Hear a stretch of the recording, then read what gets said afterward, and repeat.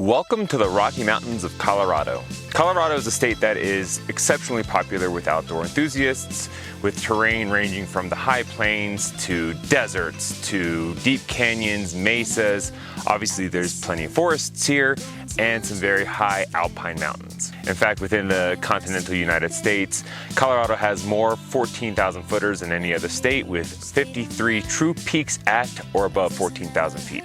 The Continental Divide extends along the crest of the Rockies, with the area to the west of the divide within the state known as the Western Slope, which contains a high concentration of incredible mountain communities and places to ride, and that's where I find myself currently. I'll tell you where. Someplace warm. A place where the beer flows like wine, where beautiful women instinctively flock like the salmon of Capistrano. My name is Brice Shirbach, and I'm talking about an underexposed episode from Aspen Snowmass. Okay, Dumb and Dumber quotes aside, the truth is that there's an almost overwhelming amount of trails between Snowmass and Aspen.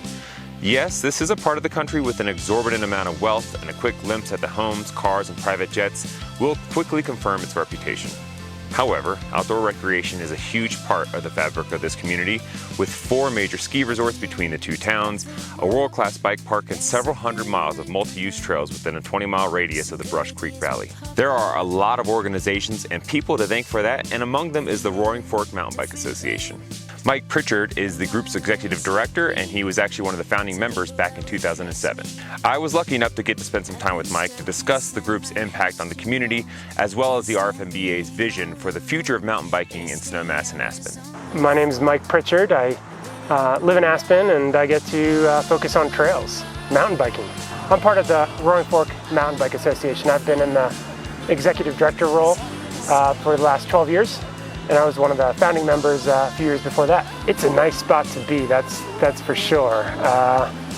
It's not an easy spot. Things are expensive, but I find when I leave the valley now, when I leave Aspen or Snowmass, it's expensive everywhere. So that's just part of getting a little bit older and complaining about how much dinner costs anywhere you might sit down these days. So there's ways to live an affordable lifestyle in Aspen. It might be harder than it was 25 years ago. It's definitely gotten harder. But you know, that is one reason why we call it the Roaring Fork Mountain Bike Association. We recognize that as much as Aspen and Snowmass are the place to be, and it's kind of the heart, the community is much larger than that. You know, we are a linear valley. Everybody is driving up and down Highway 82 in the Roaring Fork Valley. And so I'm fortunate to have friends living in all the communities. And they love coming up to the Snowmass Bike Park just as much as I do. But I love heading down to their neck of the woods to enjoy their trails as well.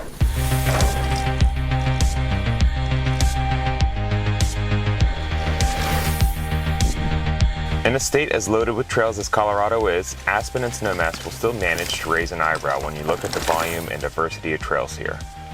Being perched along the western slope fairly close to the Continental Divide means that the elevations here are going to be relatively high, even by Colorado standards, which can lead to an array of terrain types ranging from desert scrub oak to high alpine backcountry and everything in between, very much including fast, loose, and dusty trails throughout Snowmass Bike Park.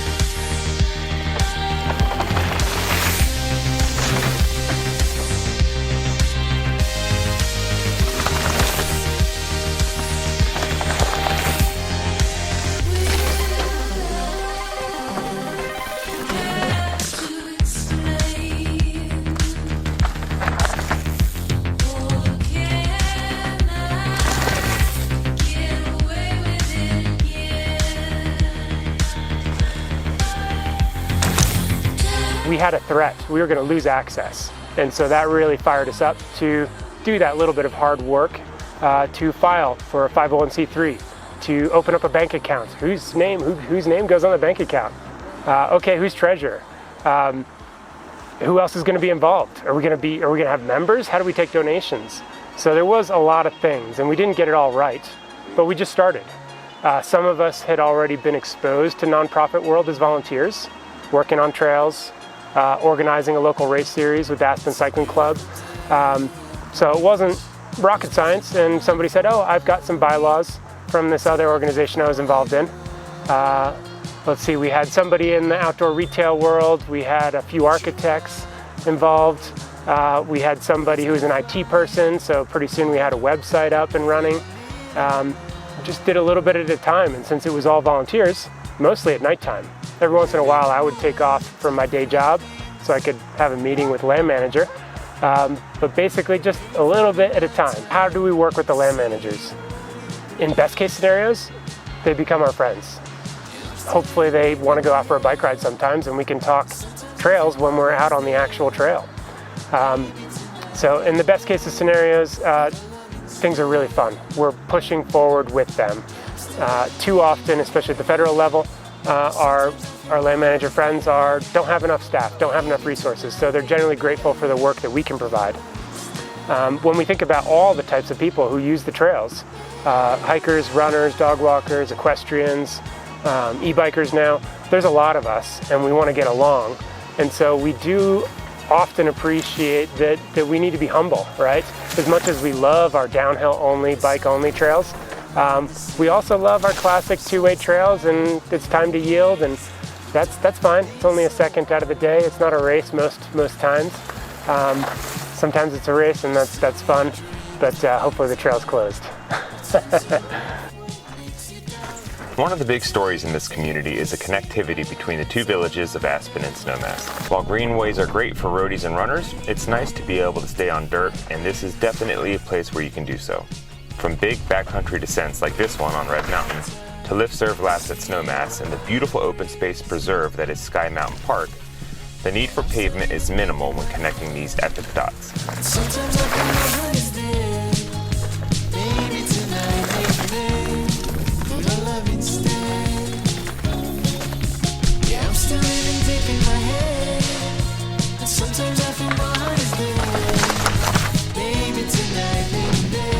I'm a planning person, plan to achieve something.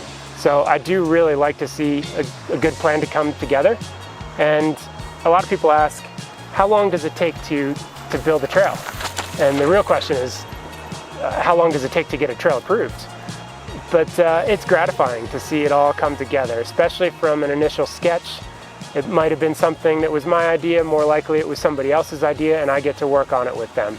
I get to work with teams of happy people pushing forward, and that's pretty gratifying. So it keeps me going.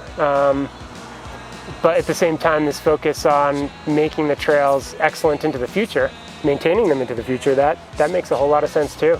So working with a paid professional crew and seeing them mature into their positions, that's really gratifying.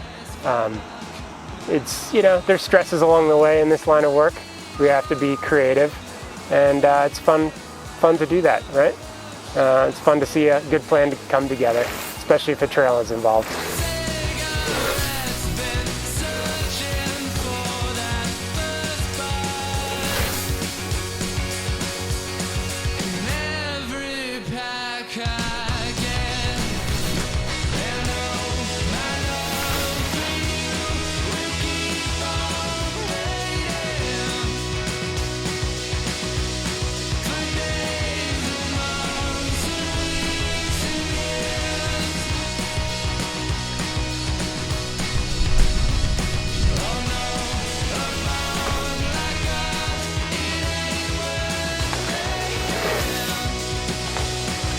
I'll be the first to admit that I had a bit of apprehension coming into this trip. The conversation around the wealth gap in this country is very relevant, and spending a week in a place that is home to some of the wealthiest people on the planet can create an internal conflict, to be sure. But billionaires aside, there are a lot of people here who are decidedly several tax brackets below that are working hard to ensure that access to trails will be available for everyone. It's an often thankless and selfless effort that will hopefully make life better for anyone who pays this place a visit or calls it home. My time in town was full of surprises, and even after I got used to the altitude, but still managed to take my breath away time and time again.